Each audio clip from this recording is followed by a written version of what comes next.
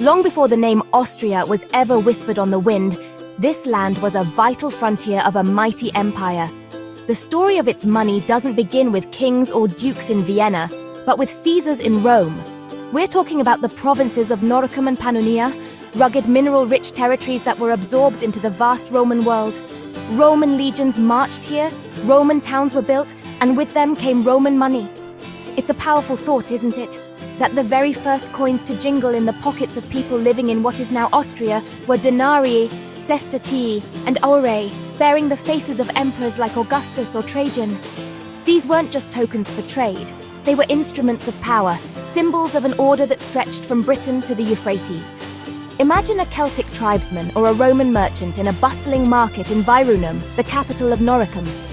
The coins passing through his hands were a direct link to the heart of the empire. A silver denarius, worn smooth by countless transactions, told a story of stability and control. It paid the soldiers who guarded the Danube frontier. It bought grain from distant Egypt, and it was used to pay taxes that funded the grand aqueducts and roads of Rome itself. The discovery of Roman coin hoards all across Austria tells us a story of fear and hope.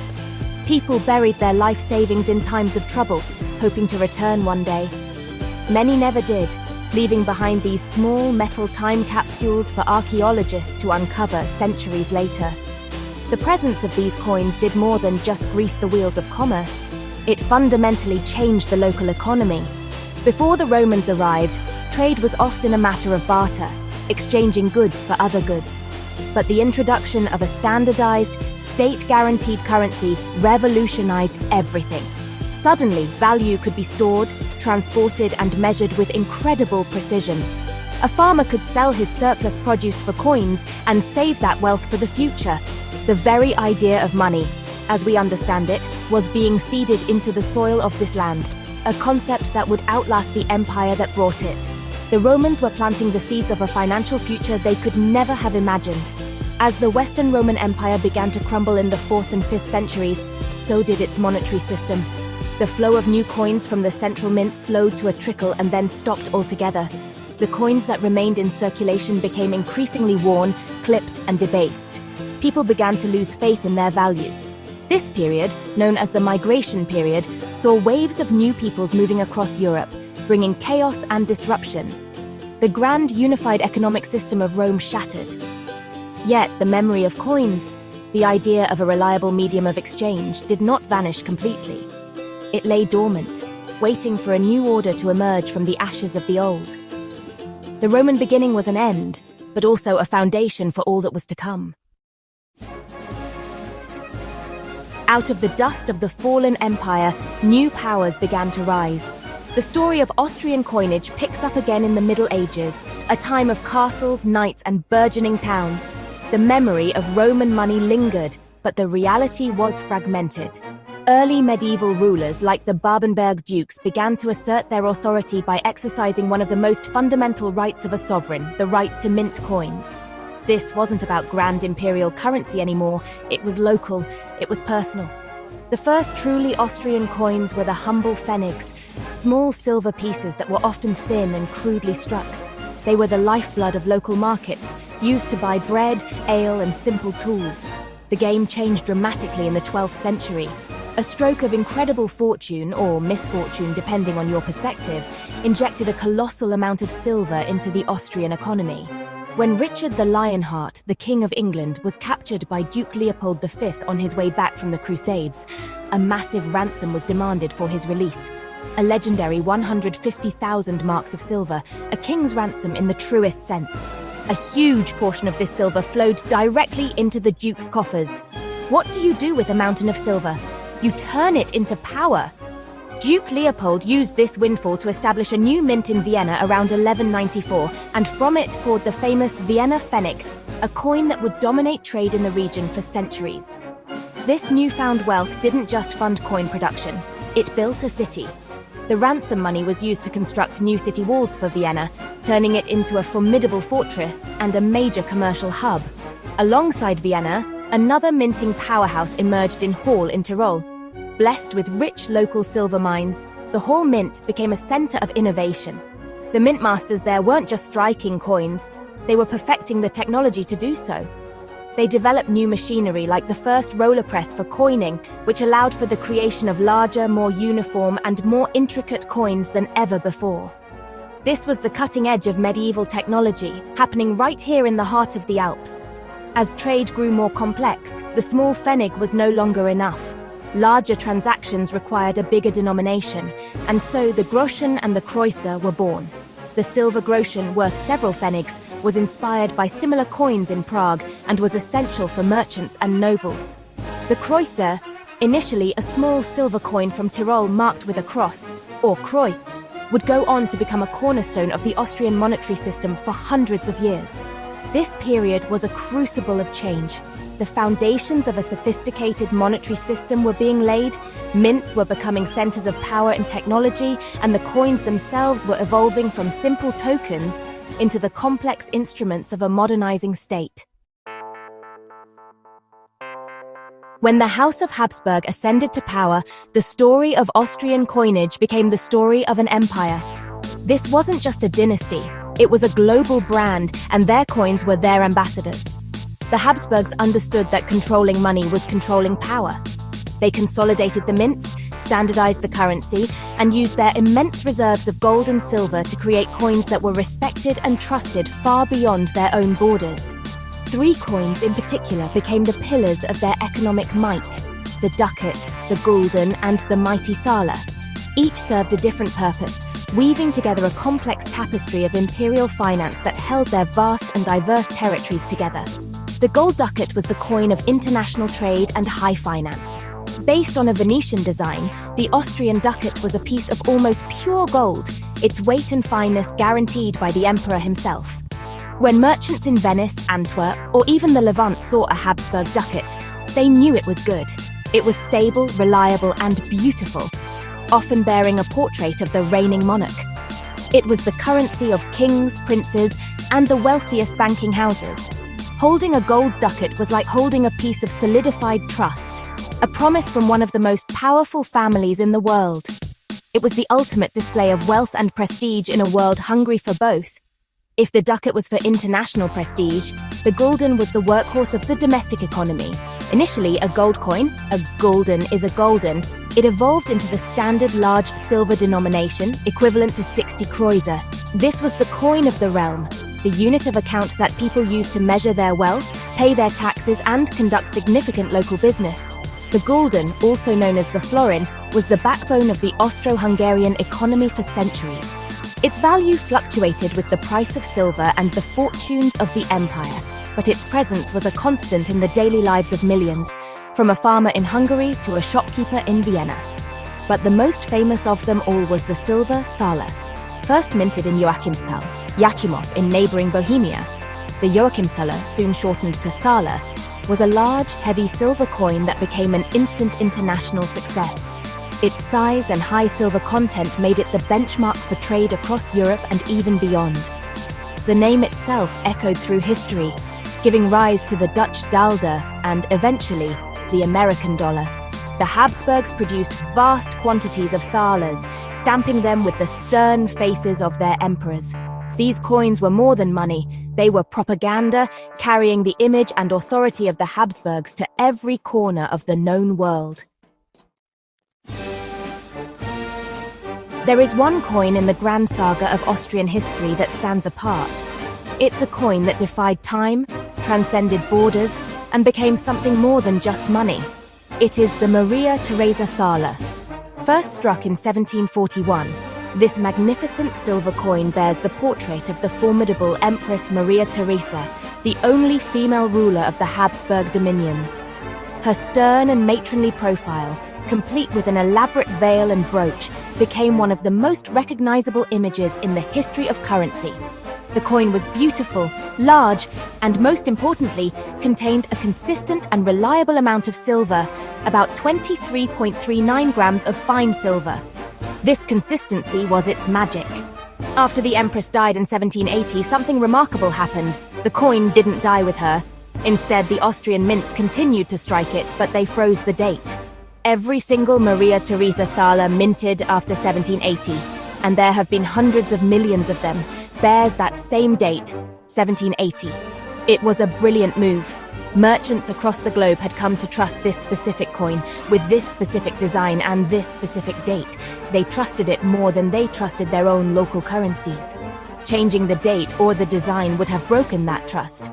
So, for over 2 centuries, the mints in Vienna, Hall, and later even in Rome, Paris, and London produced this timeless coin. The coin's journey is a story of global trade in itself. It became the de facto currency in vast parts of Africa and the Middle East. It flowed along the ancient caravan routes, used to buy coffee in Yemen, slaves in Ethiopia, and ivory in Sudan.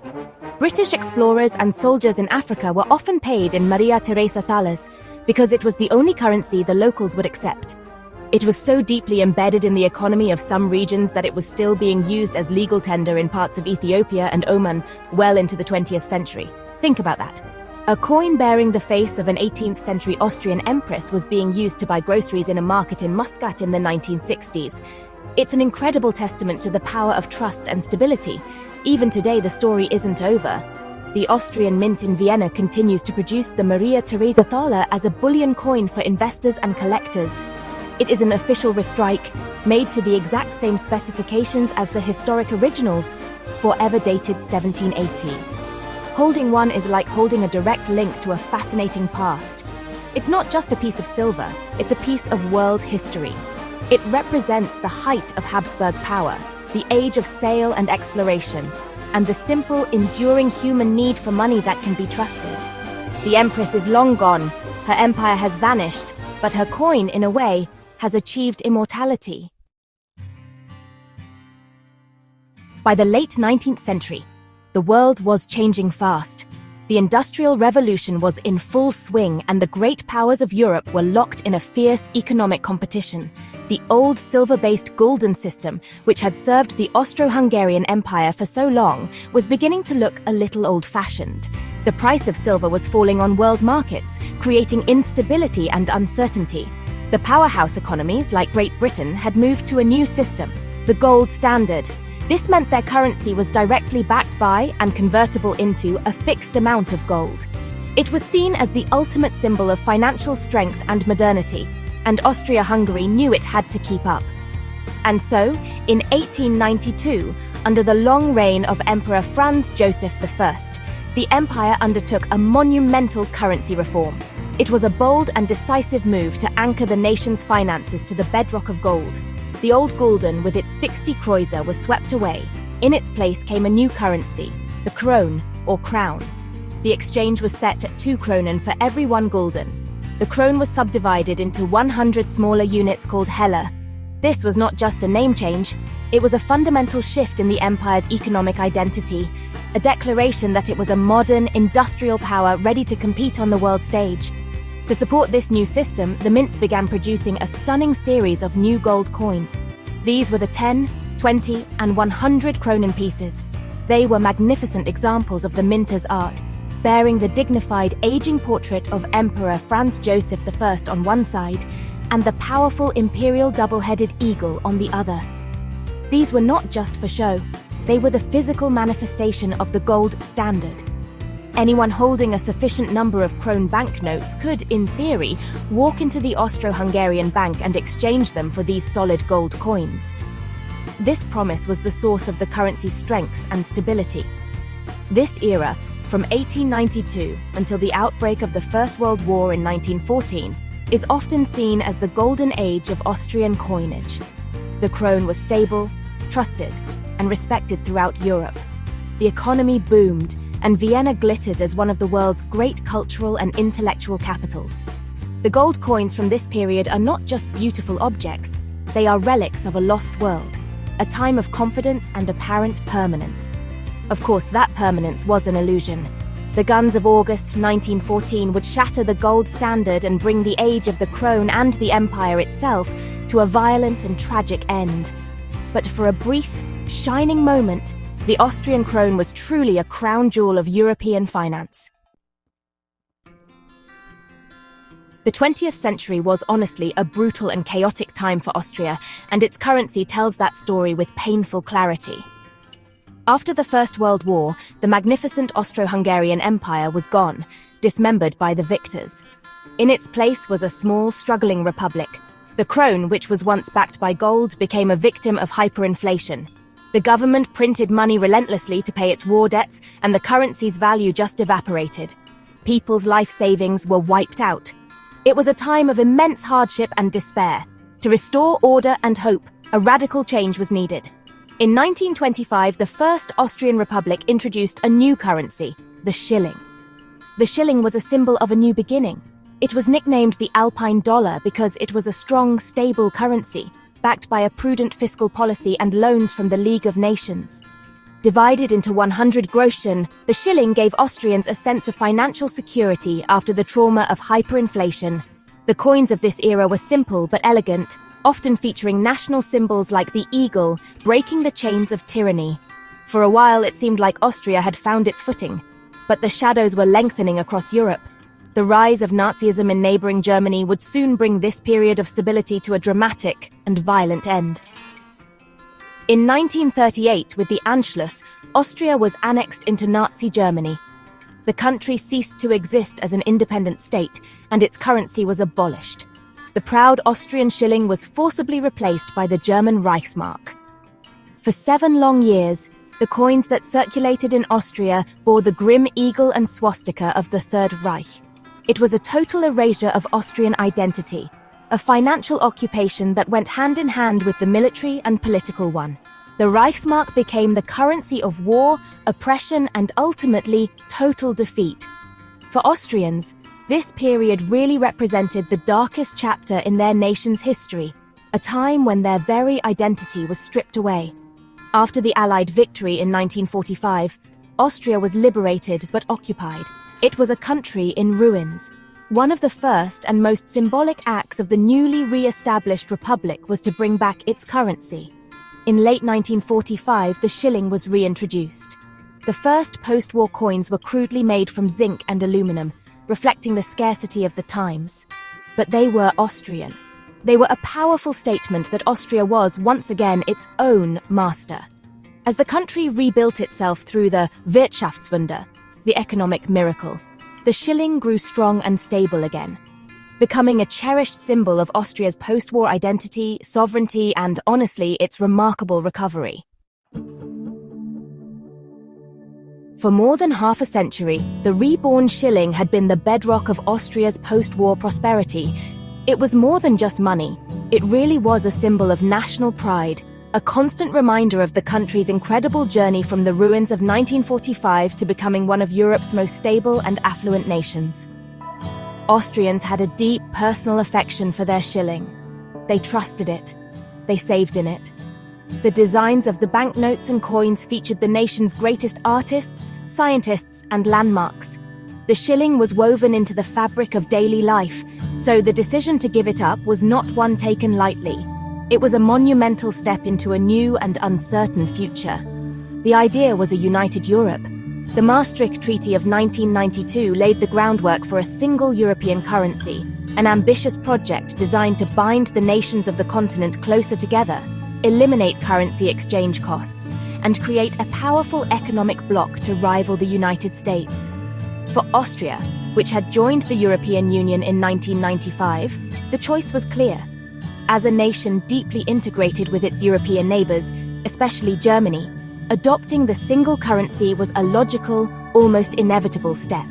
It promised to simplify trade, boost economic growth, and give Austria a seat at the top table of European financial decision-making. The transition began in 1999, when the euro was introduced as an electronic currency for banking and financial transactions. The exchange rate was irrevocably fixed. €1 was worth exactly 13.7603 Austrian shillings. For 3 years, a strange dual-currency world existed. Prices were displayed in both shillings and euros, and people gradually began to think in the new currency. Then, on January 1, 2002, the moment of truth arrived. Euro banknotes and coins were released into circulation. For a brief period, both currencies were legal tender, but the shilling's days were definitely numbered. Austrians queued at banks to exchange their familiar old money for the crisp new euro notes. It was a moment of mixed emotions. There was excitement about being part of this grand European project, but also a deep sense of nostalgia and sadness for the passing of the beloved shilling. It felt like saying goodbye to an old friend.